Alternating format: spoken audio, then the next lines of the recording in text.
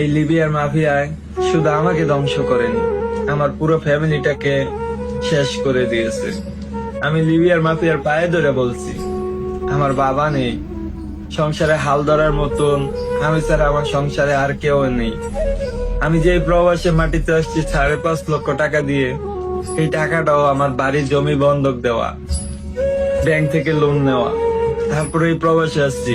তুই যদি আমাকে মেরেও ফেলস, তারপর পারবো না আমার মাকে ফোন দিতে।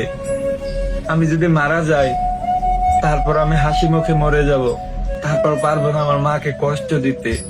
তুই জানোস আমার মা কতটুকু কষ্ট পেয়েছিল আমার বাবা মারা যাওয়ার পর। তারপরে ওই মাফিয়ার মায়া হলো না, তার পায়ে দইরা বলছি আমাকে ছেড়ে দে। আমি যদি মারা যাই, আমার মা না খেতে পেয়ে মরে যাবে, তারপর আমাকে ছাড়ে না। এক দেশেই ছিলাম ভাই, বাংলাদেশেরই ছিলাম, কিন্তু কর হৃদয়ে একটু পুরাও ভালোবাসা জন্মায় নাই। তারপর আমার হাতের নখে আঘাত করে, আমার প্লাস দিয়ে আমার হাতের নখ তুলে নেয়। কান্নায় আমি চিৎকার করতে, ব্যথা যন্ত্রণা সইতে না পাইরা তারপরে মারে আমি ফোন দিচ্ছি।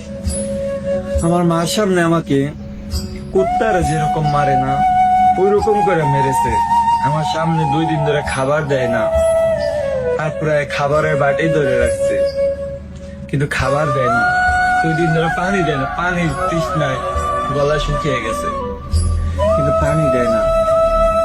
ওরা তো ওই আল্লাহরই বান্দা, আমিও মুসলিম, ও মুসলিম, কিন্তু ওর হৃদয়ে একটু মায়া দয়া ছিল না। অনেক কান্না করেছি, কখনোই হয় আমার ছাড়েন। তো আমি সবাই একটা কথাই বলবো, লিবিয়া তাইসা নিজের জীবনটা শেষ করো না। অনেক মায়ের সন্তান এই লিবিয়ার ভূমন্ত সাগরে প্রাণ দিয়েছে।